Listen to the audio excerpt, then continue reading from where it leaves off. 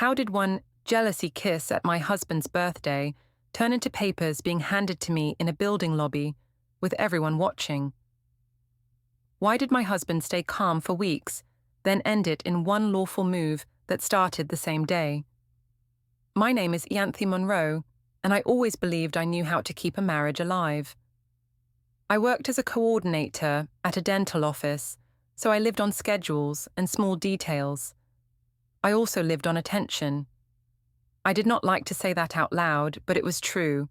I wanted people to look at me and feel something. I wanted my husband, Ethan, to look at me like he could lose me at any moment. That morning, our kitchen felt too quiet. The light from the window hit the counter, and the silence made me itch. Ethan moved around like he was trying not to touch the air. He asked what I wanted to do for his birthday. I said I planned something fun. He asked if we could keep it simple this year. I said he always picked simple when he meant boring. I noticed his phone on the table, face up, like he forgot to hide it. A calendar alert sat there with a plain title that said, Meeting Personal. Under it, another reminder flashed for a place name and a time. I did not read it closely, but I saw the structure of it, the way it looked clean and planned. I made a small laugh and asked why he always needed meetings, like he was a boss in his own house. He said he was just keeping up with things. I said he acted like life was a report card. He looked tired. He asked if I was still upset about last week. I said I was not upset. I said I was awake. I told him he had been distant. I told him he did not chase me anymore. He asked what chasing looked like in my mind. I said it looked like effort, and that effort should come without me begging. I had already invited my sister Danny and a few friends to dinner. I also invited Gavin Holt, my ex. I told myself it was harmless because it was public and because Ethan could handle it. I told myself Ethan needed to feel what it was like to compete. I told myself jealousy was proof of love. It sounds bad when I say it now, but even now I can still hear my own logic. If he cared, he would react. Ethan asked who was coming. I named the safe people first. I said Danny and Mara and some friends. He nodded. Then I said Gavin would stop by because he knew the restaurant owner. Ethan paused. He asked why Gavin had to be there at all. I said he was being dramatic. I said it was his birthday and he should let me plan it. He asked if my plan included disrespect. I said he always used heavy words to make me feel guilty. On the drive, Ethan held the steering wheel like it was a rule. He asked if I wanted to talk about us. I said there was nothing to talk about, because he already decided I was wrong. He said he did not decide that. He said he only asked for basic respect. I told him respect follows results, and I had results. I meant it as a sharp line, a way to win. He went quiet, and I felt that quiet like a wall. I told myself he did it to punish me. The restaurant was loud and warm, and full of people who liked to watch other people. Our table was long, and the staff kept bringing plates like we were important. Danny sat close to me and asked if Ethan was still acting serious. I said he was acting like a victim. Mara smiled and said Ethan needed to loosen up. I nodded, like I was brave. Ethan tried to be polite. He greeted everyone. He thanked people for coming. He asked the server about Lila's food, because our daughter was at a sitter's house, and he still worried about her meals. I watched him do that, and I felt two things at once. Part of me respected it.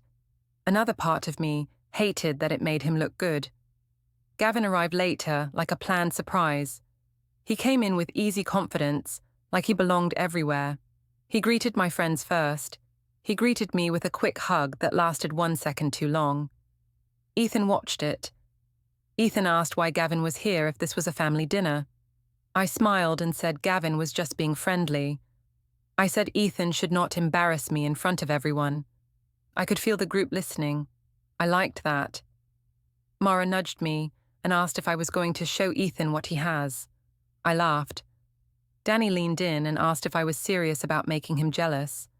I said I wanted Ethan to remember I had options. I said it in a sweet voice like it was normal. Then the moment happened. It was fast. It was not romantic. It was a signal. I leaned toward Gavin and kissed him. It was brief, like a dare. I did it in front of the table, under the warm restaurant lights, with everyone watching. I felt the room shift, like a curtain pulled. I watched Ethan's face for a crack. I wanted shock. I wanted anger.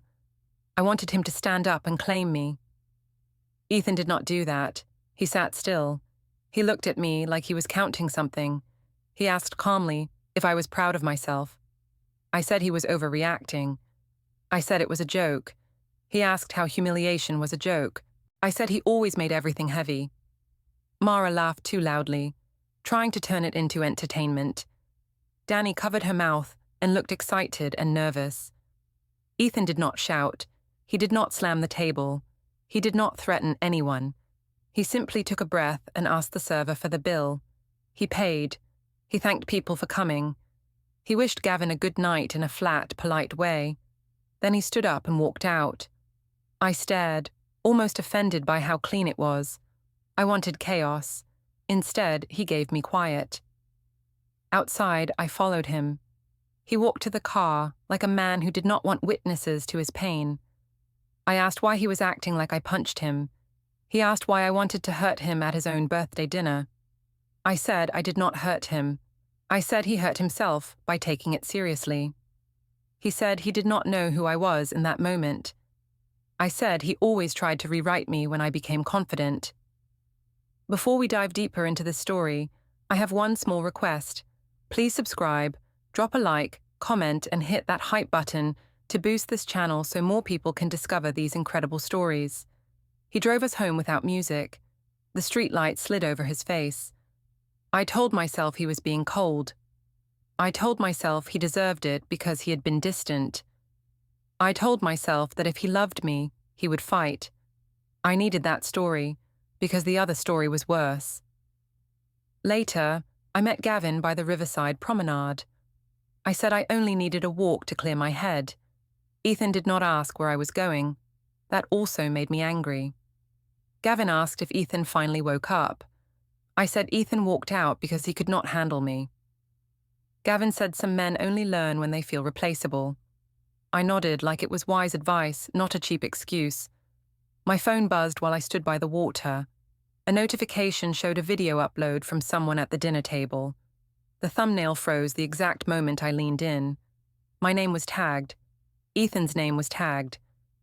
I looked at it and felt a sharp thrill, like I had won a public game. Then I felt something else, smaller and colder. I realized I could not control who would watch it first. By the next morning, the video was everywhere. It sat on my screen like a trophy. I watched it again while brushing my teeth. I told myself it looked playful. I told myself people would see Ethan as stiff. I told myself I was not the problem. I was the spark, and he was the wet wood. At the dental office, the open plan room felt smaller than usual. The phones rang, the sterilizer hummed, and my co-workers moved like they were trying not to look at me too much. Nina asked if I was okay. I said I was great. She asked if the video was real. I said it was real, and that Ethan was being dramatic. She asked if Ethan knew before the dinner. I said he knew Gavin would be there, and still chose to act hurt. I made my voice light, like I was explaining a silly misunderstanding. Two assistants whispered near the supply cabinet. I heard my name and stopped walking so they would notice me. They went quiet. I smiled anyway, because I wanted them to feel awkward, not me. I told myself I owned the room. I told myself if I looked confident, I would be safe. At my desk, I opened my social media and saw comments. Some people wrote laughing emojis. Some wrote that I was cruel. I focused on the laughing ones. Mara sent messages fast. She asked if I would post something bold. She said people respected strength. I said I had always been strong. She said I should not let Ethan control the story. I agreed, even though Ethan had not posted anything. He had done nothing, and that bothered me more than a fight. I posted a photo from the dinner where Ethan was in the edge of the frame, looking away. I wrote a caption about not shrinking for anyone. I told myself it was empowering. I did not write that it was his birthday. I did not write that I chose that moment on purpose. I did not think of it as lying. I thought of it as editing. Around mid-morning, my manager, Paula, appeared behind my chair. She asked if I had a minute. I said I was busy, but I stood up right away. She walked me toward a small room near the back. The air in there always felt too dry. She said HR wanted a quick word. I asked why. She said some posts were being linked to our office page, and it looked unprofessional. I said my personal life was personal. She said the internet did not respect that line. The HR rep asked if the video involved a coworker. I said no. She asked if I felt safe at home. I said yes, and I said Ethan was the one acting strange. She asked what I meant by strange. I said he was cold and silent. I said he liked to punish me with quiet. She asked if he had threatened me. I said no, but I said silence could be a kind of threat. Even as I said it, I knew it was a stretch. I still said it, because I wanted the room on my side. Paula asked if I could set my accounts to private for a while. I said that was unfair. I said people always tried to quiet women when women were honest. The HR rep said the issue was the office image, not my gender. I nodded like I accepted it, but inside, I decided they were judging me. When I returned to my desk, my phone showed a missed call with no caller ID. I stared at it too long. I told myself it was Ethan trying to scare me. Then I remembered Ethan had never done things like that. I changed the story in my head anyway. I called back, and nothing happened. The line did not connect. I felt a small pinch of fear, and I turned it into anger because anger felt cleaner. During lunch, Mara called. She asked how the meeting went. I said HR was trying to police me. She said that proved Ethan was already spreading lies. I said Ethan had not even spoken to anyone. Mara said he did not need to speak if he could just look like a sad good man. That line hit me. I knew it was true. Ethan's silence made him look calm. My noise made me look messy. I hated that. I went down to the parking garage after work. I told myself I wanted air, but really I wanted control. Ethan arrived to pick up Lila's backpack from my car because I had forgotten it the night before. He walked toward me without rushing. He asked if Lila had her lunch container. I said yes. He asked if I could stop posting about him. I said I did not post about him. I said I posted about myself. He asked why he was tagged in it then. I said tags happened by accident. He asked if the kiss was also an accident. I said it was a joke, and that he needed to loosen up. He asked why I kept calling cruelty a joke. I said he was using therapy words to win. He asked if I wanted to fix the marriage or win a crowd. I said he always acted like I needed his permission to exist. He said he did not want permission. He wanted respect. I told him respect was earned. I said he had been distant for months, and I had carried the emotional weight alone. He asked when he had stopped showing up. I listed small things, like him working late and him forgetting a weekend plan. I did not list my own small cuts. I did not mention the way I liked to tease him in front of people. I did not mention that I felt strong when he looked small. Ethan did not raise his voice. He did not step close. He did not block my path. He simply took Lila's backpack and thanked me. He said he would drop her off at school in the morning. I asked why he was acting like he was the main parent now. He said he was acting like a parent, and that was all. At home, the quiet returned. The guest room door stayed closed. I walked past it slowly, like I expected him to open it and pull me in. He did not. In the kitchen, 2 mugs sat on opposite sides of the counter. My mug was by the sink. His was by the coffee machine. It felt like a message. I moved his mug closer to mine, as if I could force closeness with an object. Later, after I showered, his mug was back where it started. I did not see him move it. That made it worse. That night, I stood on the stairwell landing and listened. I heard a soft beep from his office, like an app starting and stopping. Then I heard the click of a drawer closing. The sound was calm, not sneaky, but my mind turned it into something dark. I told myself he was recording me.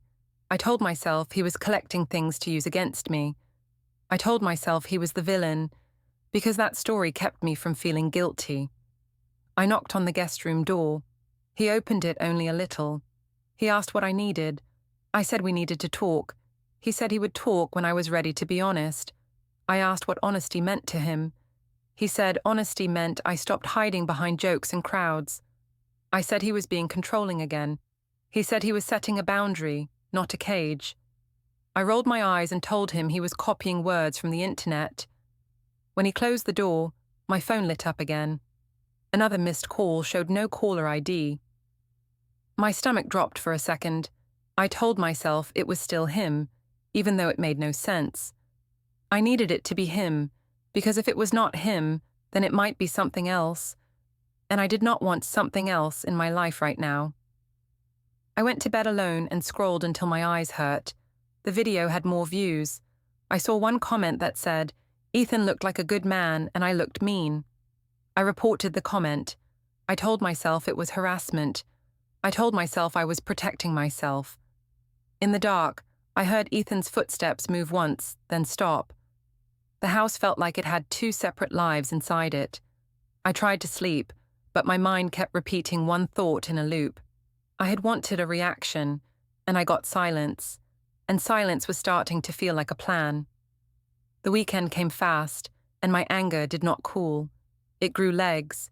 It walked into every room with me. I told myself Ethan's silence was a trick. I told myself he wanted me to beg. I decided I would not beg. I decided I would force him to show his real face in public, so people would finally understand me. Mara planned a rooftop bar night. She said the city lights would fix my mood. I said I did not need fixing. She said I deserved fun after how Ethan treated me. I liked that line because it made me sound like the injured one. I repeated it to myself while I did my makeup. Before I left, I checked on Lila. She was at the sitter's house and she held my hand at the door like she always did. She asked where Dad was. I said he was busy with work. She asked if Dad was mad. I said Dad was just tired. I said adults had big feelings sometimes. She nodded, but her eyes stayed on mine too long, like she was looking for a crack. When I got to the rooftop bar, the air smelled like sweet drinks and perfume. People laughed loud, like they wanted the whole sky to hear them. Mara waved me over and handed me a glass. She asked if I felt free yet. I said I felt awake. Gavin was there too, leaning against the rail like he owned the view. He asked if I missed him. I said I missed being seen. Mara pulled out her phone and asked if she could record a toast. I said yes. I knew what she wanted. She wanted a clip where I looked brave and Ethan looked small. Danny showed up late and asked if this was a good idea. I said it was my life and my marriage, and that she should stop acting like Ethan's lawyer. She frowned, but she stayed. Mara started the toast. She asked what I learned this year. I said I learned that women should not shrink to make men comfortable. Someone cheered. Mara asked what I would never accept again. I said I would never accept being ignored. She asked who ignored me. I did not say Ethan's name, but everyone knew. I watched faces turn toward me, hungry for more. I gave them more. Gavin stepped closer and asked if Ethan ever made me feel small. I said yes, and I said he did it with silence and rules. Mara said Ethan acted controlling. I nodded. I said he wanted a quiet wife. I said he wanted me to be grateful for basic things. The words felt strong in my mouth. They also felt like a costume. A few minutes later, I saw Ethan's name pop up on my phone. He texted that he was outside and needed Lila's sweater that I had left in my car. That annoyed me. It was such a normal request. I wanted him to text something emotional, something messy. I wanted proof that he was the problem. I walked downstairs with Mara still filming, like I was going to show everyone how cold he was. Ethan stood by the entrance, not inside the bar. He looked neat, like he came from somewhere serious. He asked where the sweater was. I said it was in my trunk. He asked if Lila was okay. I said she was fine and that he could stop pretending to be the hero. He asked why I kept turning everything into a fight. I said, because he refused to talk. Mara stepped closer and asked Ethan if he had anything to say. Ethan looked at her and said he was not there to perform. He asked me again for the sweater. I opened the trunk and handed it to him. He thanked me. He told me to have a safe night. He did not insult me. He did not threaten me. He did not raise his voice. He walked back to his car like a man leaving a store. That should have calmed me. It did the opposite. I felt embarrassed because he looked reasonable. I felt angry because I could not pull him into the story I wanted. Mara whispered that he was trying to look innocent. I said she was right. I needed her to be right. Back upstairs, Mara told everyone Ethan came to check on me. I did not correct her. Gavin asked if Ethan followed me. I said he did. It was not true, but it sounded good. It sounded scary. It made people side with me. I saw Danny's face tighten. She asked if that was fair. I told her she did not see what happened at home. Mara asked if I wanted to post the toast. I said yes. I told myself it was my truth. The clip went up within minutes. Likes came fast. Comments came faster. I watched my phone like it was a heartbeat. On the metro ride home, the train rocked side to side, and my stomach felt hollow. I replayed the toast video. I heard my own voice, sharp and proud. I saw Gavin beside me, smiling. I saw the city behind us, bright and uncaring. I told myself I looked strong. Then, I read a comment that asked why I kept humiliating Ethan. I blocked the person. I told myself they were jealous. When I got off the train, I realized I forgot to buy milk for Lila. I walked into a supermarket near my place. The bright lights made everything feel too honest. At the checkout, I heard my name. I turned and saw Ruth, Ethan's mother, holding a basket with soup and bread. She looked tired but steady. She asked how Lila was doing. I said Lila was fine. Ruth asked if Ethan was sleeping at home. I said he chose to isolate himself, like a dramatic person. Ruth said Ethan was not dramatic. She said he was careful. I asked what she meant by careful. She said she meant he did not speak without thinking. I rolled my eyes and said that was just another way to say cold. Ruth asked why I posted private things. I said it was my account and my life. She said public words have public results. I laughed and said she sounded like a judge. Ruth said she did not need to judge me. She only needed to protect her son and her granddaughter. That line landed hard, even though she said it softly. At home, I passed Ethan's office and saw his laptop open. A spreadsheet was on the screen, but there was no title visible. Tabs sat along the top with plain names like storage options, delivery tracking, and notary near me. I felt my chest tighten. I told myself it was for work. Then I remembered his work did not need notaries. My mind started building a story again, and in that story he was plotting. It helped me avoid the other idea, that he was preparing to leave. I walked into the kitchen and saw the folder on the desk again, the one labeled bank. I did not touch it. I told myself I did not care. I made tea and listened to the house. From the guest room, I heard nothing at all. No music, no TV, just the quiet that kept acting like a wall. I texted Ethan that he was making everything worse by refusing to talk. He replied that he would talk when I stopped using crowds as a weapon. I told him he was the one making it public by acting like a victim. He did not answer after that. I stood by the sink and stared at my reflection in the dark window. I still thought I was right. I also felt, for the first time, that my game had moved off my board. The next week felt like walking on a floor that could break under me at any time. I kept telling myself Ethan would come back to normal if I stayed confident. I also kept checking my phone like a nervous habit. I wanted a message from him that sounded hurt, because hurt meant I still mattered. On Monday afternoon, I went to the school pickup line. The sun was bright and the cars moved slow, bumper to bumper. Parents stood near doors with polite faces, but their eyes were not polite. I knew some of them saw the birthday video and the rooftop toast. I told myself they were bored and needed drama. Ethan was already there. His car was parked in a clean spot, pointed toward the street like he could leave fast. Lila ran to him first. She hugged his waist and talked fast. I heard my name in her little voice, mixed with school words. Ethan bent down and listened like she was the most important thing in the world. When I walked closer, Lila looked up at me and asked why Dad did not sit with me at dinner anymore. I said Dad was busy. She asked if Dad was mad at me. I said he was just tired. Ethan looked at me, not angry, just steady. He asked if I could bring Lila's library book tomorrow. I said I would, and I said he did not need to act like I forgot everything. He said he was not acting. He was planning. In the car, Lila asked why Dad's mug was always far from mine now. I felt my throat tighten. I asked how she even noticed that. She said she saw it every morning. I laughed and said kids notice silly things. Ethan said softly that kids notice real things. I told him he was putting ideas in her head. He said he was telling the truth in simple words. After pickup, we stopped at the playground for a few minutes, because Lila asked. Ethan agreed.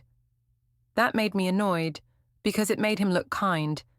I wanted him to look strict so I could call him strict. Instead, he pushed Lila on the swing and asked her about her day. He asked if she ate her snack. He asked if someone was mean to her. He sounded like a normal father. I sat on a bench and watched. I told myself I was the fun parent.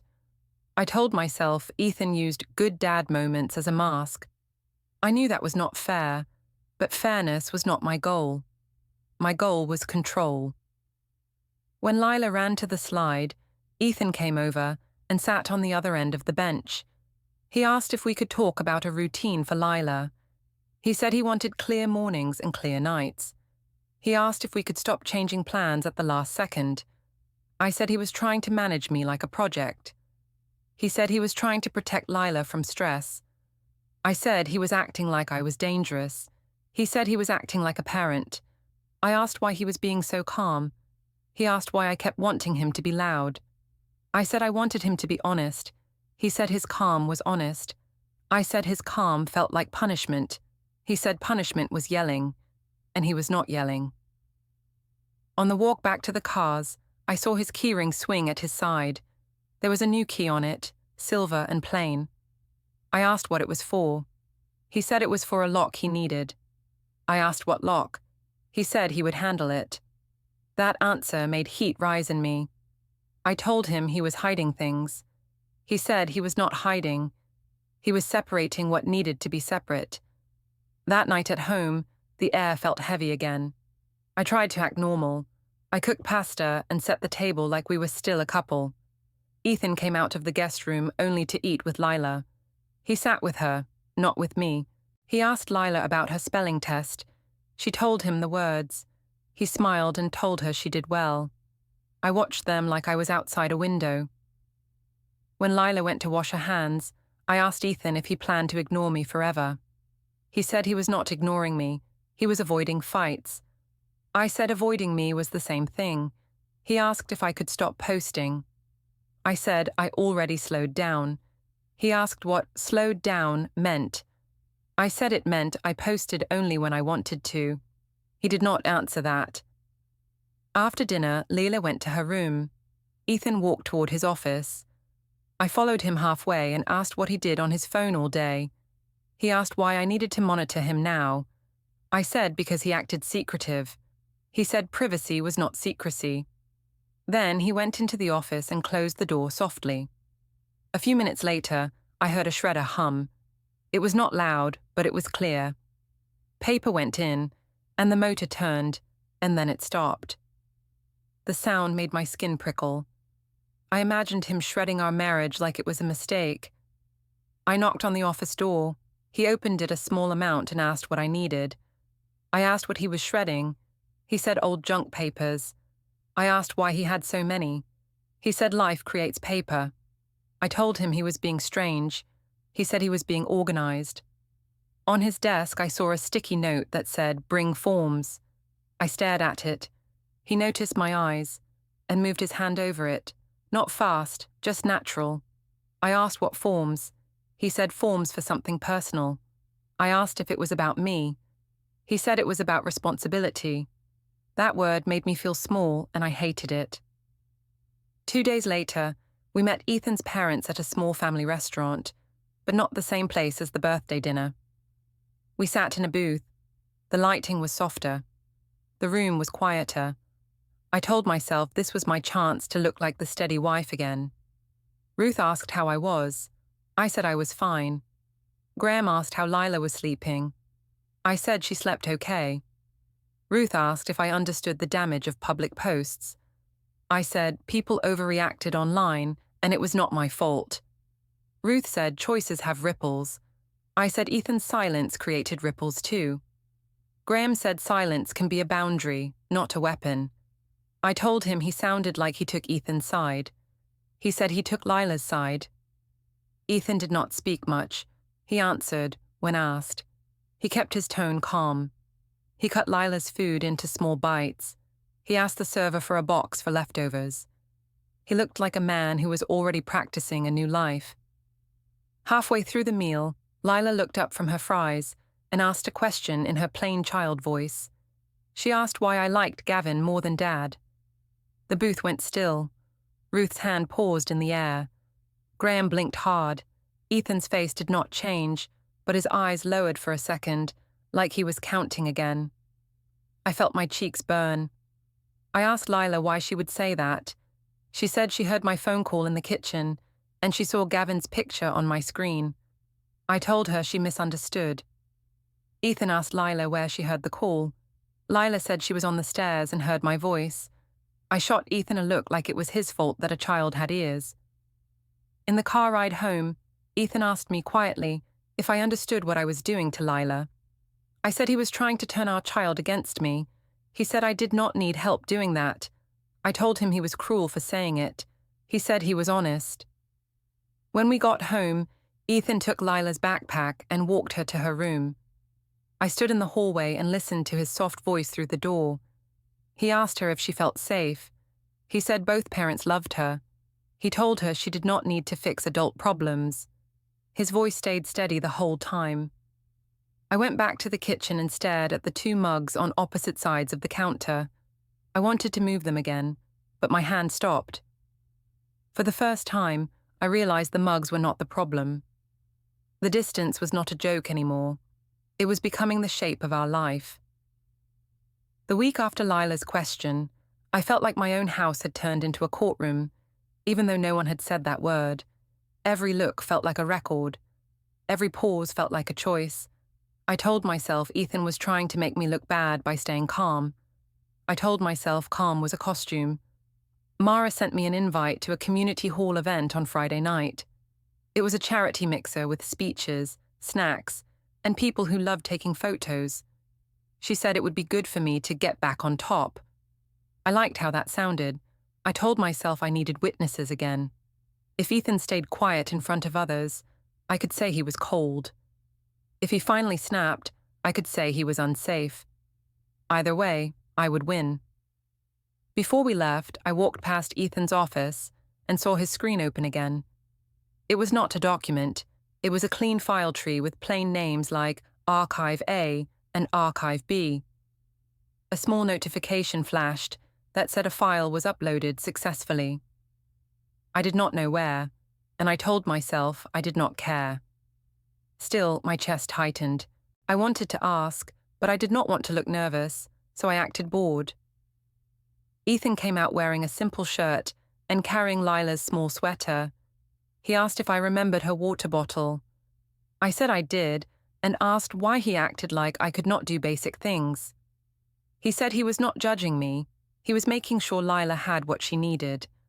I told him he made everything sound like a checklist. He said routines help kids feel safe. On the drive to the community hall, Lila sat in the back seat with her drawing pad.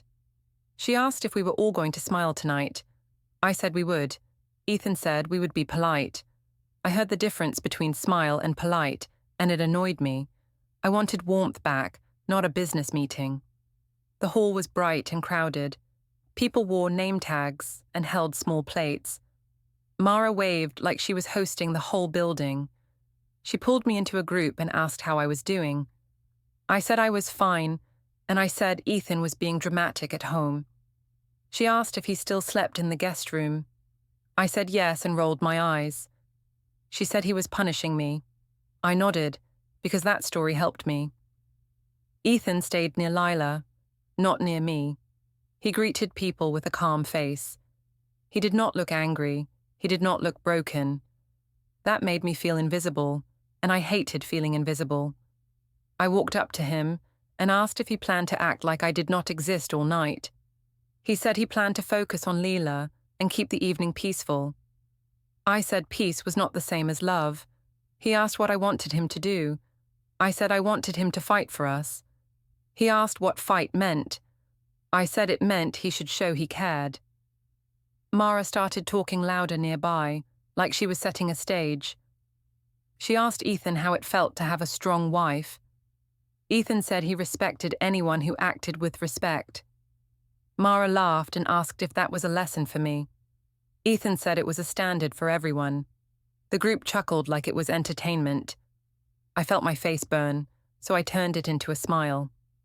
During a speech, Mara leaned toward me and asked if I wanted to do a little joke to lighten the mood. I knew what she meant. She wanted me to poke Ethan again. I told myself Ethan deserved it for making me feel small with his calm. When the speaker finished, Mara raised her phone and asked for a quick clip. She asked what I learned about marriage. I said I learned that if a man stops trying, a woman has to remind him what he could lose. I did not say Ethan's name, but I looked at him when I said it. People watched. Someone laughed. Someone whispered. Ethan did not move. He did not step toward me.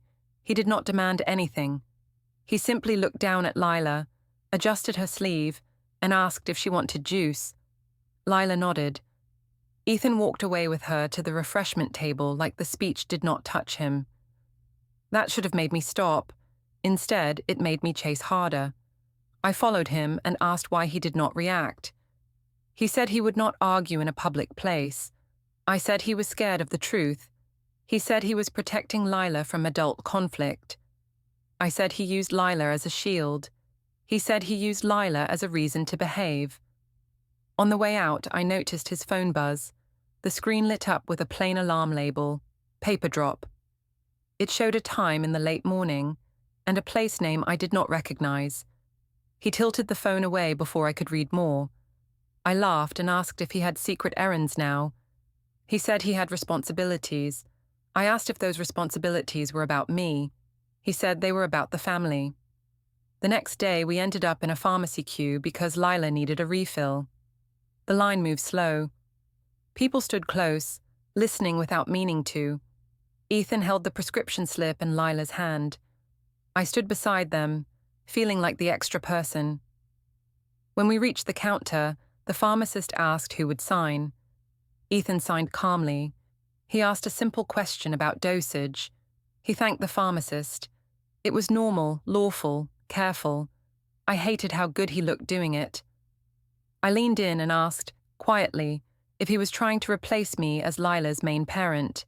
He said he was not replacing me. He was covering what needed to be covered. A woman behind us recognized me from the videos and stared. I felt the stare like a slap. I told myself it was unfair. I told myself people love judging women. I told myself Ethan made me look like this because he refused to play along with my fun. At home that night, the stairwell landing felt like a checkpoint. I heard the printer in Ethan's office. It spit a page, then another. Then it stopped. A faint toner smell drifted into the hall. I stood there and listened. I heard a drawer click, like a lock catching. I thought of that new key on his ring. I thought of the clean folders. I thought of the quiet beeps. My mind built a whole movie where Ethan was plotting to ruin me.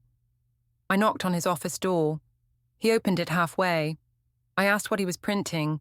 He said it was personal paperwork and that I did not need to worry about it. I asked why he was locking drawers. He said he was keeping things safe. I asked from who. He looked at me for a long second and asked if I truly did not know. I stepped closer and told him he was being cruel with silence. He asked why I kept pushing him to react. I said, because I needed to know he still wanted me. He said wanting me was not the same as trusting me. I said trust was not automatic. He said neither was forgiveness. I tried to flip it again. I told him he drove me to that kiss by ignoring me. He asked if I believed that. I said I did. I said I had needs. He said everyone has needs, and not everyone chooses humiliation. I said I only did what worked. I said respect follows results, and I had results. My words sounded strong in my head, but his face did not change. He took a slow breath and asked if I planned to keep dragging the marriage through public jokes and half-truths. I said people already knew. He said I made sure they did. I asked what he was going to do about it. He said he was going to do what adults do when trust breaks. Then he said, calmly, that he would handle it properly. I went to work on Monday like nothing changed, because that was my best skill. I wore a neat dress and a calm face. I told myself Ethan's properly line was just a threat to scare me. I told myself he could not do anything real without turning into the villain, and I was ready to point at him when he did. By mid-morning, my manager, Paula, asked me to come downstairs. She said it was a quick meeting in the office tower lobby. I asked if HR was involved again. She said it was not exactly HR. I felt a small cold drop in my stomach, but I kept walking like I owned the building. The lobby smelled like coffee and clean floors. People came in and out through glass doors. A security guard nodded at Paula. I saw Nina by the reception area, and she looked away fast. I asked her what was going on. She said she didn't know, and that she had patients waiting. She did not meet my eyes.